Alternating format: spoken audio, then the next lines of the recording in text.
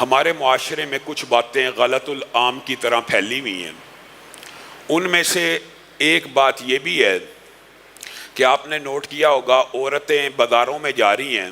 عورتیں پارلیمنٹ کا حصہ ہیں، عورتیں سیاست کا حصہ ہیں، عورتیں ہر کام کر رہی ہیں، لیکن عورتوں کا مسجد میں آنا معیوب ہے۔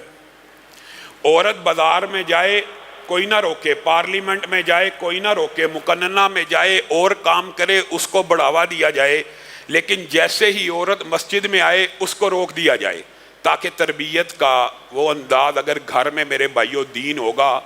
جتنا مرضی بڑا دیندار آدمی ہو، وہ زیادہ وقت ظاہر ہے دنیا کی محنت مزدوری اور جو کچھ ذمہ داریاں لائبلٹیز اس کے اوپر ہیں ان میں مصروف رہتا ہے۔ گھر سے تو دور رہا، گھر کے اندر ہی دین موجود نہیں ہے تو وہ کتنی کو اصلاح کر لے گا، اور اگر گھر میں دین آ جائے گا،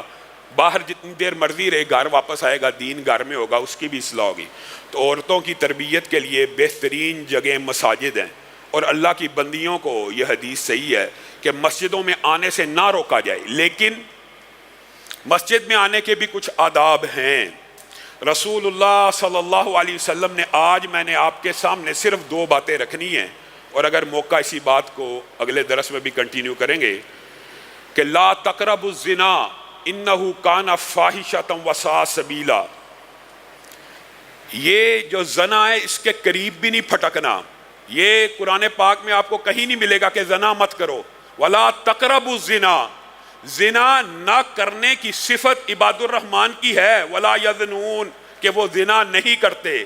اور مومنون کی صفت بھی ہے فلاح پانے والے، والذین هم لفروجہم حافظون،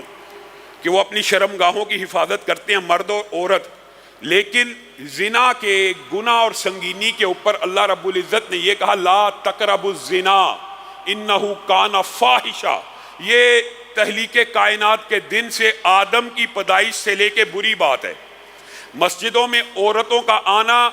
مستحب عمل ہے، آنا چاہیے تربیت کے لیے، لیکن رسول اللہ صلی اللہ علیہ وسلم نے وہاں پہ بھی ان کی کچھ اصلاح کر دی۔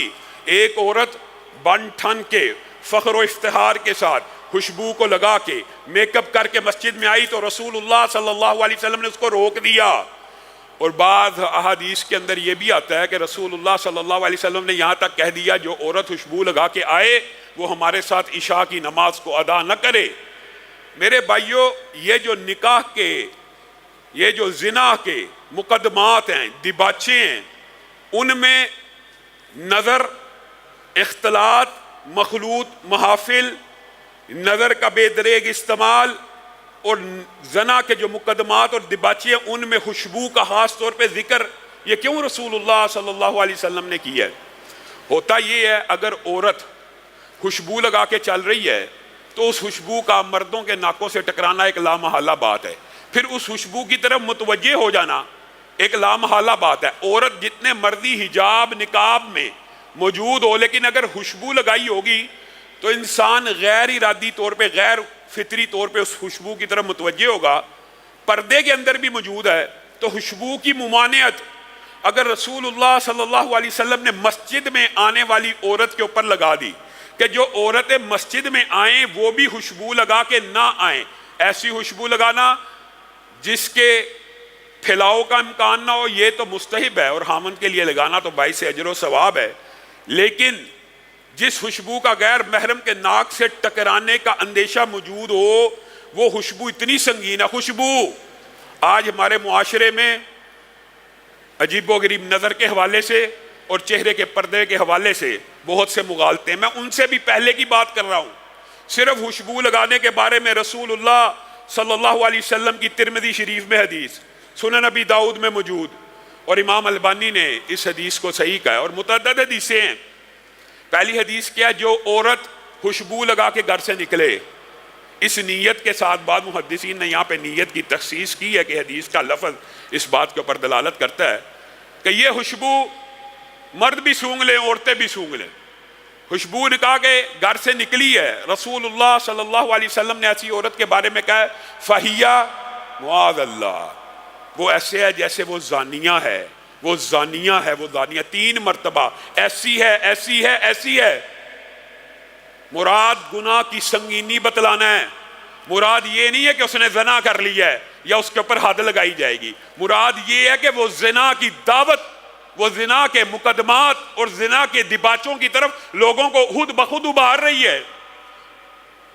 اس زانیہ سے مراد تنبیہ ہے، خطرے کی بات ہے۔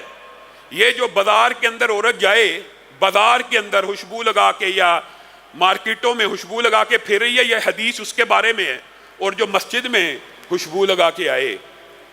مسجد کے اندر بھی رسول اللہ صلی اللہ علیہ وسلم نے خوشبو لگانے سے منع کیا۔ دنیا کی سب سے پاکیزہ، مطہر، معطر جگہ جہاں پہ فرشتوں کا، رحمتوں کا، سکینتوں کا نزول ہوتا ہے، ان مساجد میں آپ نے پہلے معاشرے کا بیڑا غرق کیا، عورتوں کو مسجدوں سے دور کر دیا۔ لیکن ان مساجدوں میں بھی نبی کریم نے خوشبو لگا کے آنے سے منع کیا ہے، تو کیا بازاروں، سینما گھروں میں، یہ چوکوں اور چراہوں کے اوپر، یہ سڑکوں کے اوپر، یہ مالز کے اندر، یہ شاپنگ مالز کے اندر اجازت ہو سکتی ہے؟ دنیا کے پاکیزہ ترین محلات اللہ کے گھر ہیں، اگر یہاں پہ بھی خوشبو لگانے کی اجازت نہیں ہے تو بازاروں میں کیسے ہو سکتی ہے؟ اعتدال کا مظاہرہ کرنا ہے۔ ایک طرف ایسی سختی، مسجدوں میں آنا ہی نہیں، اب عورتیں ساری بازاروں میں پھرتی رہتی ہے، پورا رمضان بھی عید کی شاپنگ ہی ہو رہی ہے، مسجدوں سے دور کر دو، جنازے نکال دیے اپنے گھر سے دین کے۔ اور دوسری بات، اگر آ بھی رہی ہیں، اگر بازاروں میں جا رہی ہیں، وہاں پہ خوشبوئیں لگا رہی ہیں، یہ وہ حدیث کے الفاظ ہیں جو مسجد میں آئے۔ بعض نے اس کی سند کے اوپر اعتراض کیا ہے، لیکن مفہوماً دیگر شواہد اس حدیث کا جو ترمذی کی ہے وہ بھی اس کی تائید کرتی ہے۔ رسول اللہ صلی اللہ علیہ وسلم تنبیہ تو کر رہے ہیں، خوشبو لگانے والی کے اوپر زنا کی حد نہیں ہے، لیکن سمجھانا مقصود تو ہے نا کہ یہ اتنا سنگین جرم ہے۔ جیسے رسول اللہ صلی اللہ علیہ وسلم نے سمجھانے کے لیے کہا تھا نگاہیں زنا کرتی ہیں، کہا تھا نا یہ دیکھنا غیر محرم کو، معاذ اللہ سے مراد حد تو نہیں ہے نا، لیکن سنگینی سمجھانا تو مقصود ہے نا۔ عورت مسجد کے اندر آ رہی ہے اور خوشبو لگا کے آ رہی ہے، جائے اپنے گھر میں، رسول اللہ صلی اللہ علیہ وسلم نے کہا جا کے غسل جنابت کرے۔